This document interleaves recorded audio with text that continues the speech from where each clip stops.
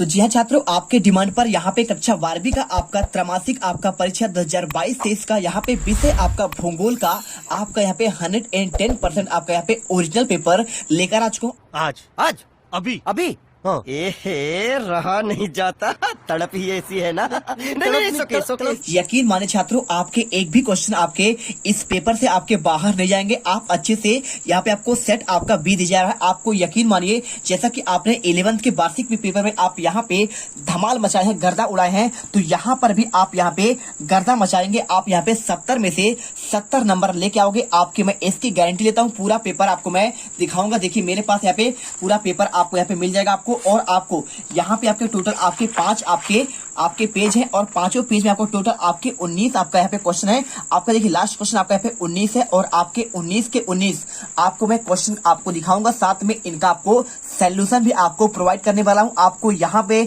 अच्छे से मन लगाकर आपको यहाँ पे एक एक क्वेश्चन आपको यहाँ पे रटना है। ठीक है, चलिए फटाफट आपको इनका सॉल्यूशन देखते हैं और पूरे क्वेश्चन का आपको यहाँ पे मैं आपको आंसर प्रोवाइड कराऊंगा। फटाफट देखेंगे यहाँ पे सारे क्वेश्चन के आंसर। देखिए आपको सबसे पहले आपको समय की बात करें 3 घंटा होगा। आपको कुल प्रश्न आपके इसमें 19 होंगे और आपको यहाँ पे कोड देखिए 231 आपका यहाँ पे माध्यम हिंदी और आपके यहाँ पे आपका 70 अंकों का होने वाला है। जैसा आप तो जानते हैं, आपके यहाँ पे कुछ आपके इंस्ट्रक्शन दिए गए, आप इसे पढ़ सकते हैं और इसके बाद आपका यहाँ पे क्वेश्चन आपका स्टार्ट होता है। क्वेश्चन आपका एक सही विकल्प आपको चुनकर लिखना है। तो यहाँ पे देखिए आपको यहाँ पे सही विकल्प के क्वेश्चन आपको मैंने आपको यहाँ पे आपका पार्ट 1 आपका ऑलरेडी दे दिया है। आपका यहाँ पे पार्ट आपका 2 होने वाला है और पार्ट 2 में आपके यहाँ पे हर एक क्वेश्चन का आपको आंसर क्वेश्चन नंबर आपका 6 से लेकर आपको आगे के आंसर दिखाऊंगा। ऑब्जेक्टिव का आंसर मैंने आपको यहाँ पे दे दिया है।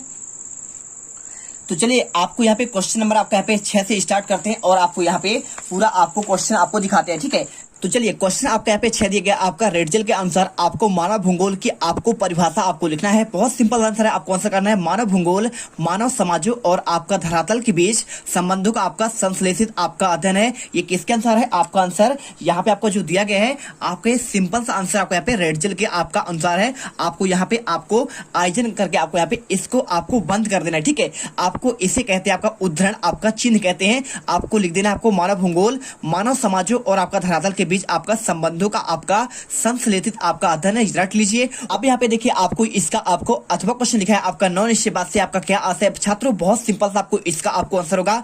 आपको मात्र आपको यहाँ पे लिखना है निश्चयवाद आपका क्या है। आपका देखिए निश्चयवादी विचारधारा के अनुसार मनुष्य के प्रत्येक क्रियाकलाप को आपको पर्यावरण आपका नियंत्रित करता है और निश्चयवाद के समर्थक आपके यह मानते हैं कि भौतिक कारक जैसे जलवायु, उच्चावाच, प्रकृति, वनस्पति और मानव के समस्त आपके क्रियाकलापों और जीवन शैली आदि को नियंत्रित करते हैं और निश्चयवाद समानता मानव को एक निष्क्रिय कारक समझता है और पर्यावरणीय कारकों में आपको प्रभावित करता है। आपको आंसर बहुत ही सिंपल तरीके से आपको आंसर कर देना है। आपको यकीन मानिए छात्रों, आपके यहाँ पे बिल्कुल आपका इस पार्ट 2 में आप यहाँ पे गर्दा मचा दोगे। आपके एक एक क्वेश्चन आपको यहाँ पे अच्छे से रटना है और इसके बाद आपको यहाँ पे तीसरे पार्ट में हम आपके A to Z आंसर यहाँ पर कवर करेंगे। और इसके बाद देखिए क्वेश्चन आपका लिखा है आपको यहाँ पे 7वां आदिम समाज और माता प्रकृति का आपको अंतर संबंध क्या है। ठीक है, तो देखिए आपको इसका आंसर आपको खुद से करना है। ठीक है, आपको ये क्वेश्चन मैं आपके लिए यहाँ पे छोड़ दे रहा हूँ, आप इसे कर लीजिएगा। और इसके बाद इसके आपके अथवा क्वेश्चन संभववाद क्या है, आपको इसका आंसर बहुत ही सिंपल है। आपको ऐसे लिखना, देखिए आपको स्क्रीन पर दिख रहा है क्या लिखना है। आपको यहाँ पे लिखना है मानव भूगोल संभववाद एक ऐसे संप्रदाय के रूप में आपका स्थापित आपका विचारधारा और आपका दर्शन इस बात का समर्थन करते हैं आपका। ठीक है, यहाँ पे दर्शन इस बात का समर्थन करते हैं कि मनुष्य का आपका चिंतनशील प्राणी के रूप में अपने प्राकृतिक पर्यावरण द्वारा और इसके बाद उपस्थित की जाने वाली दशाओं से आपको चुनने की आपका स्वतंत्रता रखता है और इस प्रकार किसी भी आपका अथवा प्रदेश से अपने आपको यहाँ पे आपके चयन के आपको अधिकार मिलता है। ठीक है, आपको आंसर कर देना है। और इसके बाद क्वेश्चन आपको देखिए आपको यहाँ पे लिखा है आपका क्वेश्चन 8वां जनसंख्या घनत्व से आप क्या समझते हैं। बहुत सिंपल आंसर है। आपको क्या लिखना पड़ेगा, तो स्क्रीन पर देखिए आपको आंसर लिखना है जनसंख्या घनत्व की गणना करने के लिए जनसंख्या को क्षेत्रफल से विभाजित आपको किया जाता है। किसी भौगोलिक क्षेत्र में रहने वाले लोगों की संख्या को आपको जनसंख्या घनत्व कहते हैं और जनसंख्या घनत्व को अंग्रेजी में आपको पॉपुलेशन डेंसिटी कहते हैं। पॉपुलेशन डेंसिटी को आपको जनसंख्या का आपका सबसे महत्वपूर्ण सूचनाओं का आपके रूप में देखा जाता है। ठीक है, आपका ये होता है आपका जनसंख्या, यानी आपको उस क्षेत्र में कितने आपका निवास करते हैं उसे कहते हैं आपका जनसंख्या घनत्व प्रति आपके 1 किलोमीटर में। ठीक है, चलिए अब इसके बाद क्वेश्चन देखिए आपको यहाँ पे आपका अथवा क्वेश्चन प्रवास के आपके प्रतिकर्ष कारकों का आपको नाम लिखना है। देखिए आपको बता दूं, आपको यहाँ पे आपके एक अपकर्ष होता है और आपका एक होता है प्रतिकर्ष, आपको दोनों पढ़ना है। तो देखिए आपको यहाँ पे आपको सिंपल सा आपको आंसर करना है। देखिए आपको यहाँ पे आपका एक साइड लिखा है आपका प्रतिकर्ष कारक और आपका एक साइड आपका यहाँ पे अपकर्ष कारक, ठीक है। जब लोग आपके जीविकापार्जन के साधन उपलब्ध न होने के आपके कारण क्या होते हैं, गरीबी और तथा बेरोजगारी के आपके कारण नगरों की आपकी ओर क्या करते हैं, प्रवास करते हैं, तो इस प्राणी को आपको यहाँ पे क्या कहते हैं, इस प्रतिकर्ष कारक को आपको यहाँ पे कहा जाता है, इसे ही कहा जाता है। और प्रतिकर्ष कारक के आपको यहाँ पे कारण लोग अपने उद्गम स्थान से दूसरे स्थान की ओर यहाँ पे जाना पसंद करते हैं। और एक आपका होता है अपकर्ष। तो अपकर्ष क्या होता है, देखिए आप इसे भी पढ़ लीजिएगा क्योंकि आपके यहाँ पे आने वाले अर्धवार्षिक और वार्षिक के लिए आपका वेरी मोस्ट आपका आईएमपी है क्वेश्चन। नगरीय सुविधा आपका देखिए यहाँ पे तथा आर्थिक आपकी परिस्थितियों के आपके कारण जब लोग क्या होते हैं, लोग नगरों के ओर आपका प्रवास करते हैं, तो इसे कहते हैं आपका अपकर्ष कारक। और दूसरा पॉइंट देखिए, अपकर्ष कारक के लोग यहाँ पे गंतव्य स्थान को आकर्षक बनाते हैं, ठीक है। आंसर करना है। और इसके बाद क्वेश्चन आपका 9वां देखिए, मानव विकास सूचकांक क्या है, बहुत सिंपल आंसर है आपको यहाँ पे। और अथवा क्वेश्चन मानव आपके विकास के आपके 4 स्तंभों के आपको नाम लिखना है। तो यहाँ पर देखिए आपको हम इसका आंसर दे रहे हैं। देखिए मानव गरीबी सूचकांक मानव विकास सूचकांक का पूरक है और आपका देखिए यहाँ पे लिखा है आपका विकास में कमी को मापता है और यह एक आपका गैर आपका उपाय है। और इसके अलावा आप यहाँ पे लिख दीजिएगा, क्या लिख दीजिएगा, इसमें आपको लिखना है मानव विकास सूचकांक मानव के विकास की उपलब्धियों को मापता है और यह दर्शाता है कि शिक्षा, स्वास्थ्य और आपका जीवन स्तर जैसे मानव विकास के प्रमुख क्षेत्रों में हासिल किया गया है। और इसका मान 0 और 1 और 0 के बीच आपका होता है और मानव विकास के आपको जो आपको निम्नतम आपको स्तर को दर्शाता है, ठीक है। आंसर मिल गया। अब इसके बाद मानव विकास के आपको यहाँ पे 4 स्तंभों के आपको नाम बताना है। चलिए आपको यहाँ पे इसका आंसर हम आपको देते हैं। देखिए आपका बहुत सिंपल आंसर है, आपको आंसर क्या करना है, देखिए आपको यहाँ पे आप सिंपल से देखिए यहाँ पे आपको आंसर कर देना है समता। देखिए 4 आपके स्तंभ की बात कर रहा है, पहला आपका होगा आपका समता होगा और समता के बाद आपको यहाँ पे सेकेंड ऑप्शन आपको यहाँ पे आपका लिखना है सतत पोषणीयता, ठीक है।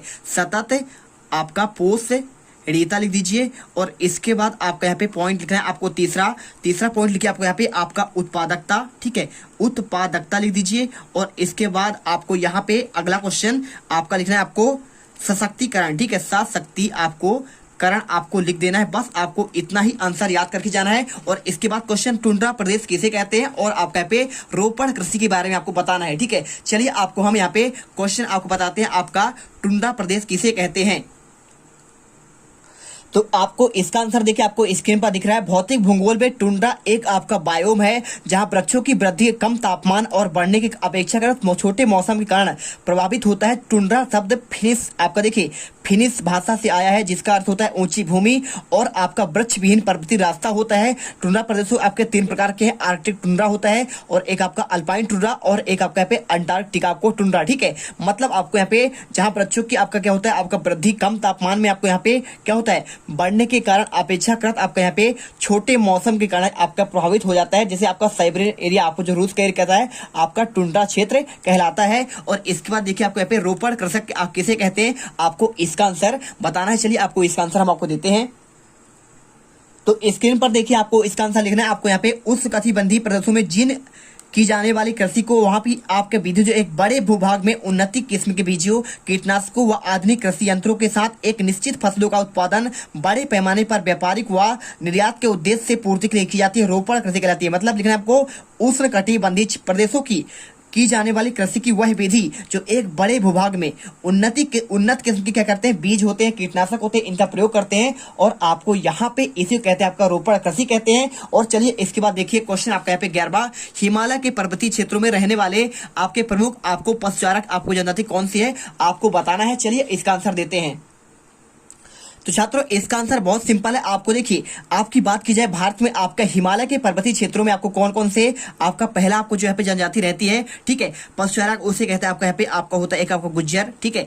आपको आंसर पहला पॉइंट आपको यहाँ पे गुज्जर और दूसरा आपको यहाँ पे लिखना है आपको यहाँ पे बकरवाल, ठीक है। आपको आंसर बकर आपको वाल करना है और तीसरा आपको यहाँ पे पशुचारक जनजाति है कौन सा आपको यहाँ पे भूटिया, ठीक है। आपको आंसर आपको यहाँ पे सिंपल सा आपको आंसर आपको ये लिख देना है। बस आपको यहाँ पे इतना आंसर लिख दीजिए, बिल्कुल आपके सही आंसर होंगे। और इसके बाद चलवासी पशुचारण किसे कहते हैं आपको इसका आंसर आपको बताना है। तो देखिए आपको यहाँ पे आंसर क्या लिखना है आपको, तो देखिए प्यारे छात्रों, आपको आंसर करना है। आपको देखिए, पशुपालन करने वाले आपके लोगों के द्वारा आपके अपने पशुओं को मौसमी रसाओं, जल व आपका चारागाह आपके उपलब्धता के अनुसार आपको विभिन्न स्थानों पर चरण हेतु लाने व ले जाने की प्रक्रिया आपको चलबासी पशुचारण कहलाती है। देखिए सिंपल सा आंसर है, आपको समझना कैसे है हम आपको बताते हैं। इसके पहले यदि आप पहली बार बीट कर रहे हैं, वीडियो को दिल से लाइक कर दीजिए। देखिए छात्रों, आपको यहाँ पे समझाना कैसे है। देखिए क्या होता है कि जैसे आपका पर्वतीय क्षेत्रों में जैसे आप ही हो गए, ठीक है, आप क्या करते हैं, आपके पास कुछ गाय हैं, कुछ आपके पास कुछ पशुएं हैं। आप क्या करेंगे, आपको देखिए अगर आप आ गया कौन सा, जैसे अभी का सीजन